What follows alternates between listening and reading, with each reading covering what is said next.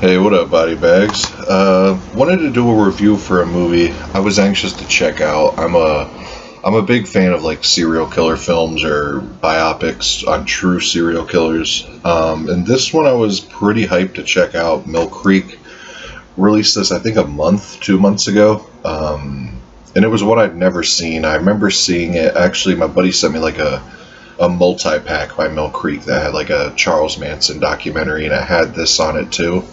But I was kind of interested to check this one out only because I've read the book by Anne Rule, The Stranger Beside Me, and it's like the definitive Ted Bundy book, so I figured the movie had to be good. But unfortunately, the movie isn't that great. It's pretty run of the mill. Like, it breezes over Ted Bundy's story like quick. It's only an hour and a half long. And if any of y'all seen like the made-for-TV miniseries The Deliberate Stranger with Mark Harmon, it's like 3 hours, and that felt it's a lot better movie. It gives it time, the story time to breathe, and it more details and stuff. Like this, it just events happen so quick you don't even have time to realize really what's going on. Like it doesn't even tell you about one of the escapes. Also, if y'all seen the Zac Efron movie or know anything about his story, you know he jumps out of his second story window in the courthouse and stuff, and that's the first time he escapes, and they don't even talk about that in this. They don't show that, which is really bizarre. And the second one, they just talk about how he lost weight and crawled through the roof or whatever of the jail, like the second time he escaped when he went to Florida.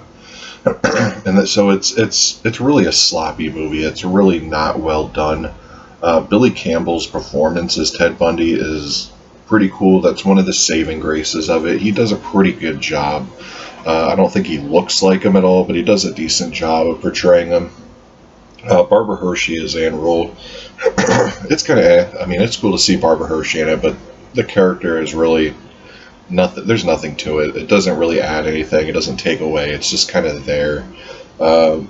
That's the thing about this movie. It's really unnecessary. This was made in 2003, and they didn't add anything new. It's just kind of there. Like, there's so many other better Ted Bundy movies. Like, pretty much every Ted Bundy movie that's been made has been better than this. So I don't know. If you're a big fan or like you know a whole lot about the story and have seen the other movies, I'd say stay away from this. I mean, it's only $8, $7, brand new.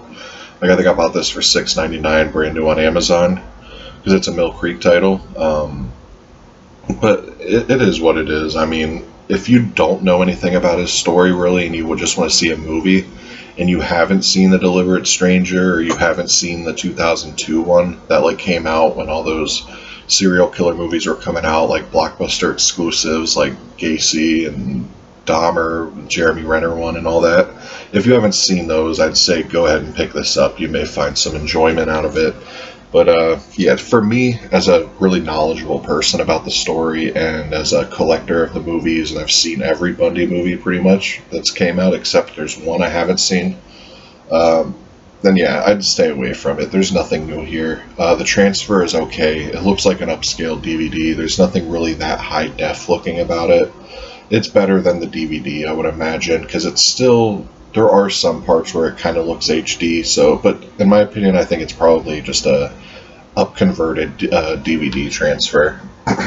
Yeah, I mean, that's really all I could say about it. It's an hour and a half.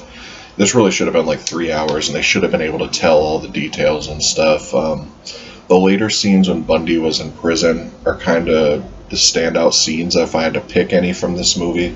But yeah, Billy Campbell's performance as Bundy, I guess, is okay too. Just for the fact that he maybe gets some mannerisms down, but really doesn't sound or look anything like him.